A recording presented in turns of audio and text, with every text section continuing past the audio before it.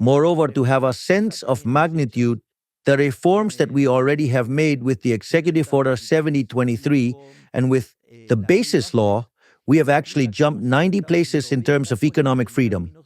What this means is that today, Argentina has institutions similar to those of Germany, France, Italy, and we obviously want this to continue. And let's say we are going to surpass, no doubt, the levels of economic freedom that Ireland reached in its best moment. And not only that, we're going to exceed the levels of economic freedom of Australia, New Zealand, and Switzerland. We are undoubtedly going to be the freest country in the world. And this means that thanks to what we've done today, we are on a path that allows us to multiply our per capita GDP by 2.5 times when you apply the relevant correction. And this, of course, is something very interesting because it implies a huge increase in well-being. And furthermore, today the Argentinian economy is already strongly and amazingly recovering. And we can say analysts' hypotheses were suggesting that next year we would be growing between 5 and 6%. Today, JP Morgan has now corrected, or let's say revised the projections upwards.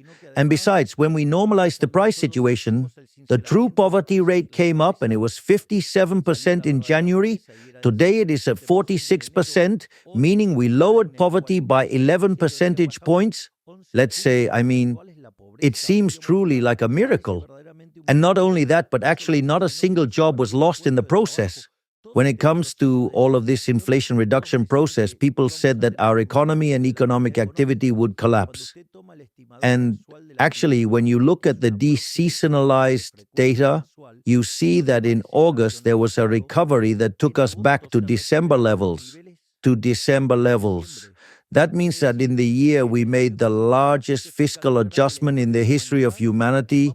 We will end up with less inflation, fewer poor people, better real wages, and additionally a GDP higher than what we started with. And if you look at it in dollars, I can assure you that the numbers are phenomenal.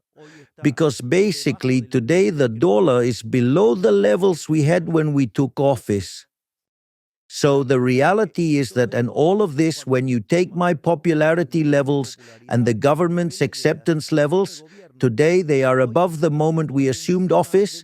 If you know that the moment of maximum popularity is when you take office.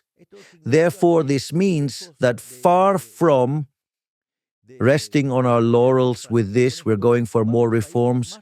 We're going to deepen the reforms, and I tell you, we won't stop until Argentina is the freest country in the world.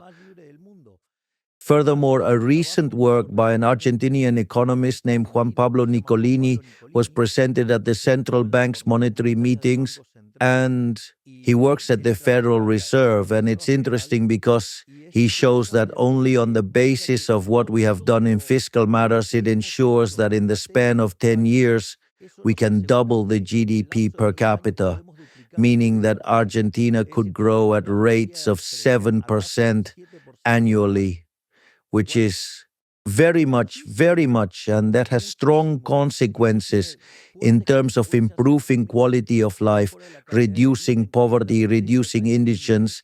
Therefore, if during the worst moment our image didn't suffer and we stayed strong in our ideas, now that everything is working much better, why should we change? On the contrary, we are ready to redouble the bet, to redouble our efforts because we've done things that no one else has done. I will give you an